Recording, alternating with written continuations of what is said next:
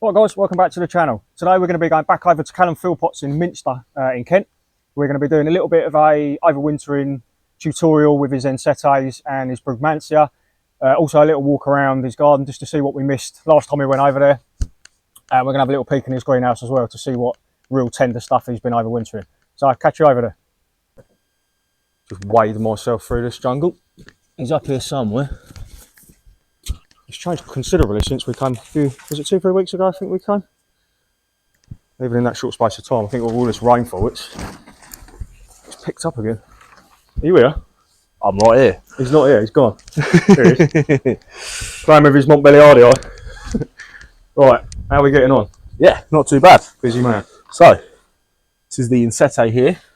I've already dug it out.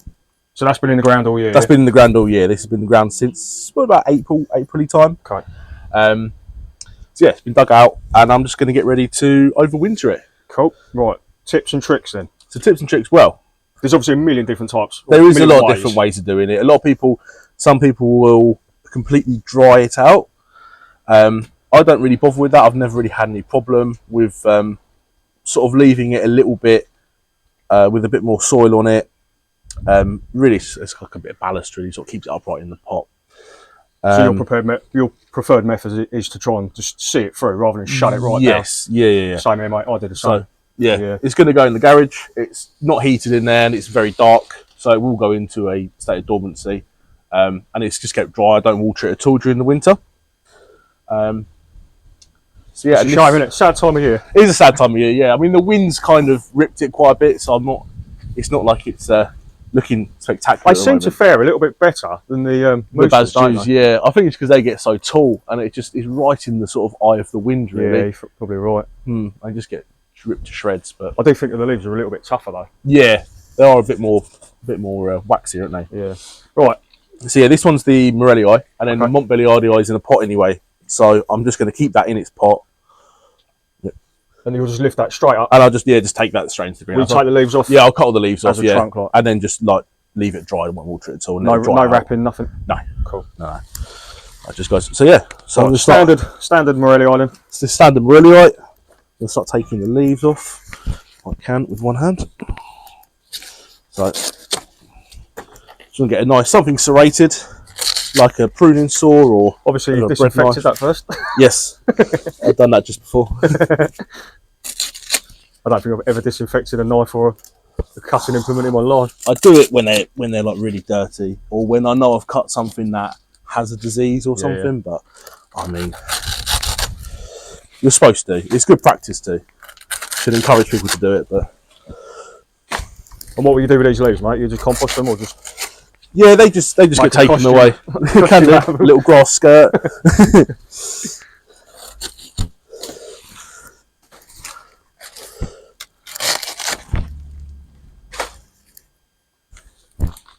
I think it's quite important to point out, and I'll do some photos of mine as well, how they grow differently in the shade. Now, yes. When they are in the shade, the trunks do stay slimmer, don't they? Yeah, this one has been in a fair bit of shade. Obviously, it's got more sun probably than your one has. Yeah. But it's still, the garden's so packed out and it's so jungly.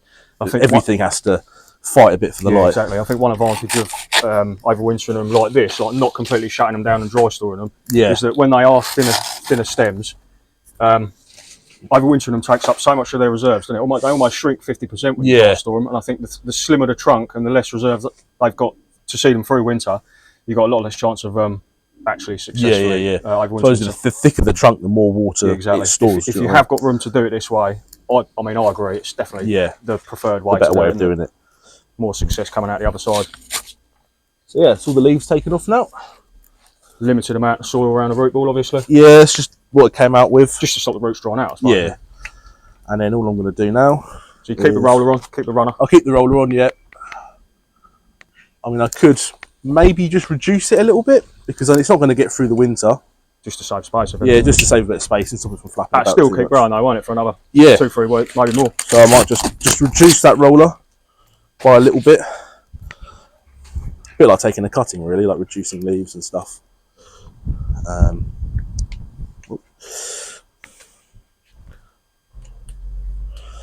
then what I'm going to do now is just get it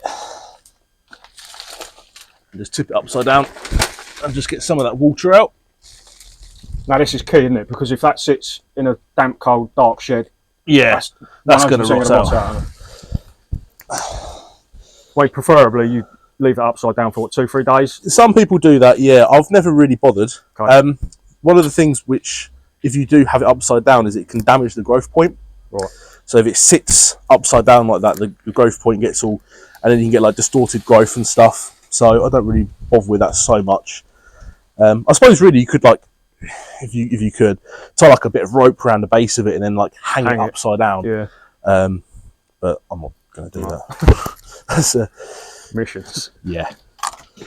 But yeah, just kind of just sort of make sure there's no stuff all in there. There's bits of slug. Yeah, that's the problem I have because mine come into the conservatory. Yeah. Yeah.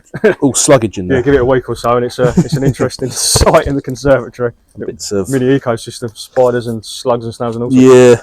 Yeah. I used to bring them into the house, like when I first started. And my first year actually, having said that, yeah, I overwintered mine in the loft. Yeah. It worked. Yeah, I got it through. Yeah, it works. I mean, I remember, first year I was sort of getting into exotics, like digging up all the canners and dry storing them and stuff. And then there's after the first year, and I was like, I'm not doing that. No, that's long. Yeah. I lost all my canners this year, and I don't know why. It's not been a very good year for canners. No, I left them all out, and down here in the south, you almost almost certain they're certainly going to come back, but not so bad. So yeah, I'm just going to pop that in the pot. Just tuck the roots around a bit.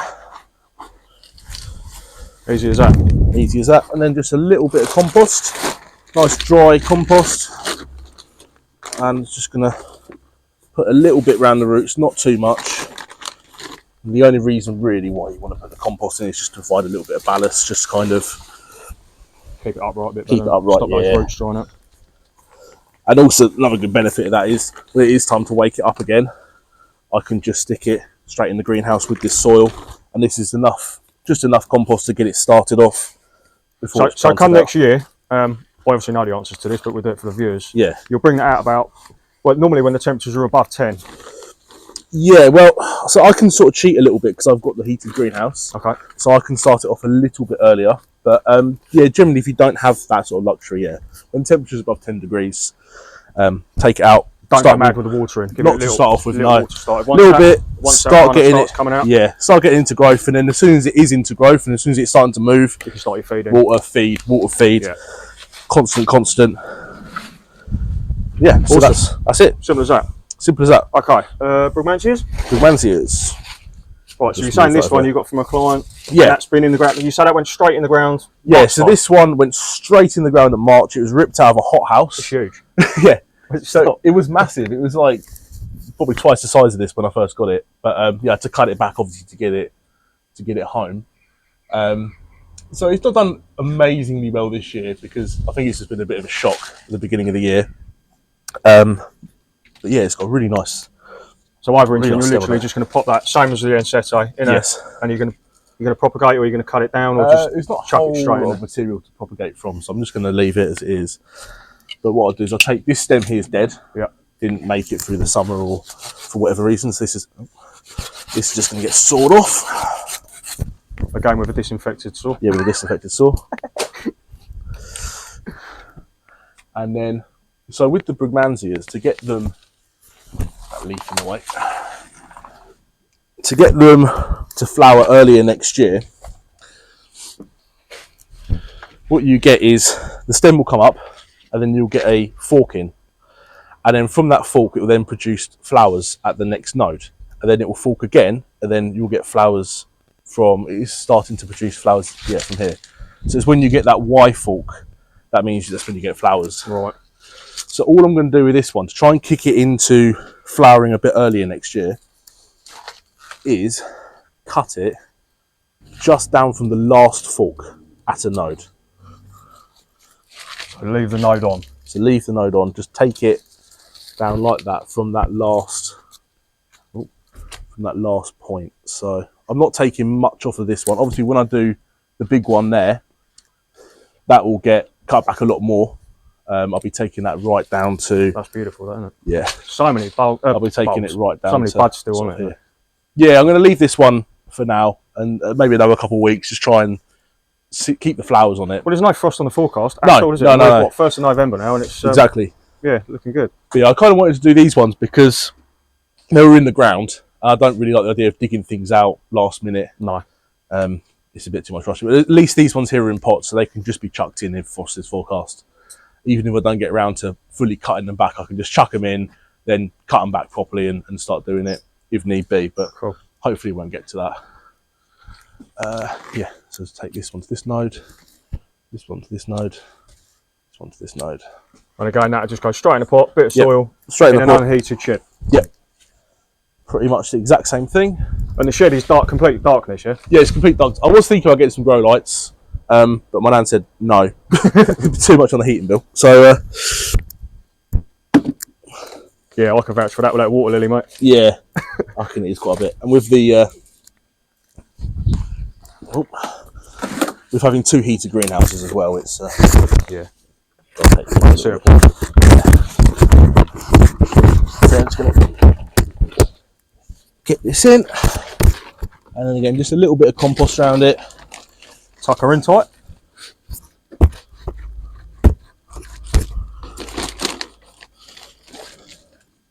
Can I just ask, who's Paul? Ah, it's like a sort of like a local nursery. Okay. Meadow Grange, they do their own compost. Oh, hello to Paul. You watching? A little bit of a plug, a little bit of a promotion. Yes, yeah, you heard it here first. Meadow Grange Nurseries, their own mixed compost. I expect discount. Yeah.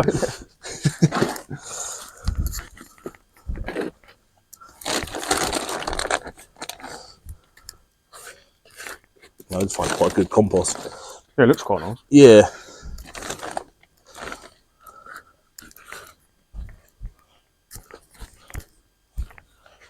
Jobs are good.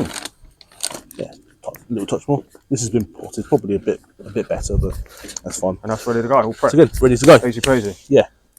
Yeah, and the good thing about composting as well is, again, like when it comes to spring, I can just take these straight out, water them, feed them in this pot, let them root out, and then plant them out. Yeah, sounds like a good plan. Yeah. Awesome. It's cool. Right. Shall we have a little look in the greenhouse? We've already started to overwinter some of the more tender stuff. Yeah. If you can get in there, it's absolutely chocker, isn't it? We had a look earlier. A bit chocker. I love it though. The smell of it is just Eden Project style.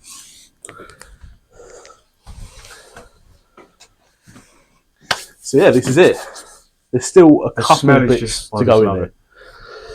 Couple more bits to come in, yeah? Little couple bits to come in, yeah. Ah, that's where it was. So yeah, if there's anything catches your eye. We covered this in here last time, didn't we? So yeah, I put the papaya in, which is just about almost reached the top now. So next year that's going to have to be cut back. Mine had an awful summer. It did absolutely nothing. But again, I think the same problem with the Brugmansias. Feed, yeah. Feed, and the soils last year's. I just don't think there's enough nutrients, so that's on me really. But yeah, I think a lot of stuff is they don't necessarily need repotting into a bigger pot, but just taking the plant out of the pot, shaking off some of the old compost, just redressing it with some new. I think you're right. It helps quite a bit. Impatiens is lovely, isn't it? I think I'm going to maybe venture into a few Impatiens next year. Yeah, I'll take some cuttings of this one, so you're more than welcome to some. And you bought the Hispida in? Yeah, Hispida came in. Yeah, I don't want to risk this. It's a nice plant. And they're a lot less hardy than the Mitis. And yeah. Are they borderline or are they? I think pretty borderline. I've heard of someone in Leeds keeping it out. Apparently it's hardy for him, but I don't want to risk it. It's a bit expensive to try and replace it. I think I'm looking to get one of those next year. Yeah. I'll tap Philip up. Flowers right up. Awesome. Yeah. Looking good. Shall we have a look at the cactus greenhouse? We Yeah. didn't have a look at that last time, did we? We stuck our heads in, didn't we? I bashed my head on it. Yeah, it's quite low. You've got to remember to duck. Ah, is this the one at the gerbils? Yeah. Is that the one you said That's about? the Masoni. It's really budding up now. That should be flowering. Is this the right time of year for that to flower then? Yeah. Yeah, it's winter flowering. Okay. So yeah, I quite like the sort of South African winter flowering bulbs. Just had a bit of colour this time of year, really. And going into sort of December and into November, like January. That's a lovely Ionian, isn't it? Yeah, they all came from Cornwall. Yeah, do you know what? I bought one really similar to that pink one from the Eden Project. Yeah. Really similar. I don't know if it's the same one, but what's that one called? Medusa? Medusa, yeah. So they're all bred by cereal succulents. Right. I think a slug's got in and had a nibble at one of them.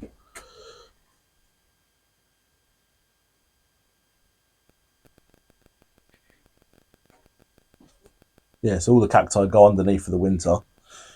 And they're okay under there, are they? Yeah, they're fine. Is it heated in here? No, this is unheated. So they go into a state of like dormancy. Yeah. The reason why they go underneath mainly is because this greenhouse leaks a little bit. Okay. So from the like windows here, you get a little drip, drip, drip, and that drip, drip, drip on the cacti all winter long will just kill them. Yeah.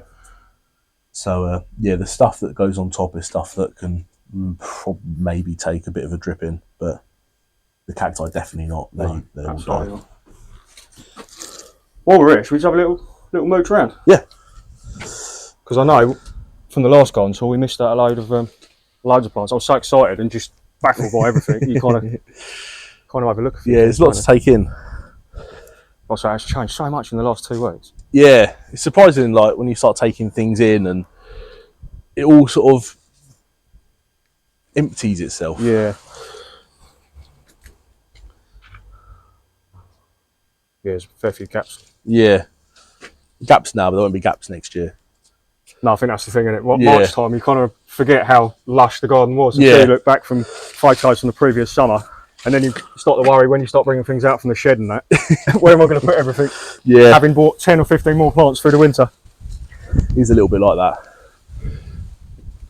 But I think that's part of the good thing about exotic gardening is you can chop and change every year.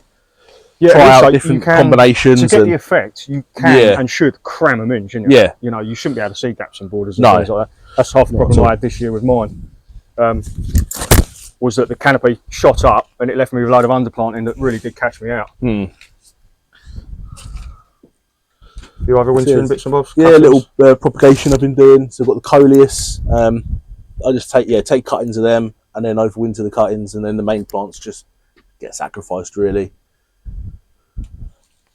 But it's just easier than bringing in a whole plant, and they overwinter better as well.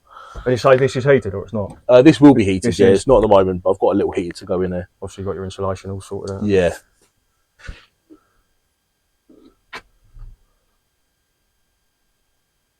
Yeah, the Amicia is a new purchase. This is mostly sort of like new plants that I've been buying and haven't either had time to put them in the ground yet, or don't really know where they're going to go at the moment. Yeah, I mean, this salvia, I've been looking at this. I mean, the foliage on it, I don't know what the flowers are going to be like, but I'm not sure if the camera picked it up, but it's really cool, isn't it? yeah, almost a very slight purpley sort of. Almost like an iridescent type. Yeah. Not quite Persian shield iridescent. No. No. It's quite cool. It's quite nice. It's Carvinskii, lipstick salvia. Apparently it's got peachy pink flowers over the winter. So that'd be interesting. Yeah, interesting one. Quite it's warm there, isn't it? Yeah, when the sun gets on it, and also just insulates the heat as well. Yeah. Right, shall we move on? Yeah.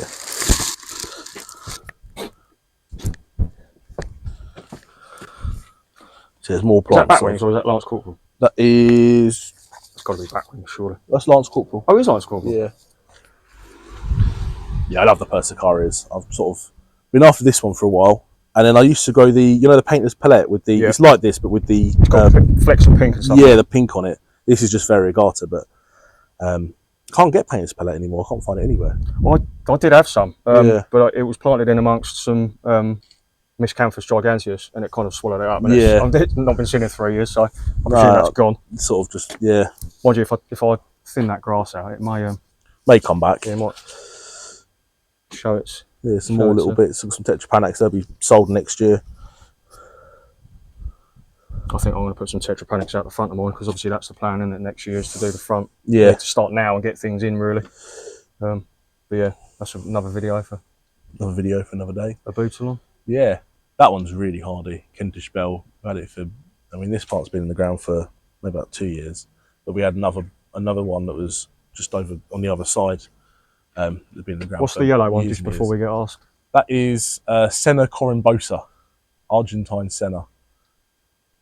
Again, it's proven hardy here. It's not. When I bought it from the nursery, the woman that's working there, she was like, well, have you got a greenhouse for it? It's not hardy. And I was like, oh, I think it is. And she was like, oh no, well, if you'll risk it out of your, she was really like, you know, I stuck it in the ground and it survived one winter. It was last year, I think I planted it, beginning of last year. So yeah. It's huge. It's a good, what, 8-10 foot, isn't it? Yeah, it was a big plant when I got it anyway. It was quite a decent size. But yeah, it's like really late season flowers, but so much of it. Yeah, it's looking good one. Right. And yeah, it's supposed to be a shrub, but I've grown it as like a wall, like up against the wall kind of thing, Yeah, up against trellis. And then probably in spring I'll just cut it to sort of level of the top of this, Yeah. and it'll just come back. Yeah. Yeah, it's a nice one, that. Oh, this is one that's quite a weird plant. This is Ensetes flava. Again, really late flowering plant, but the flowers aren't amazing, but it's got nice foliage. More in the spring, because when it comes up in the spring, it's like the leaves are quite big, and they have this almost sort of red new growth to it. And then as the year goes on, I think it's quite nice, like Brumaria sort of foliage kind of plant. Yeah, I was about to say it's similar. Yeah, isn't it? but it's got quite nice flowers.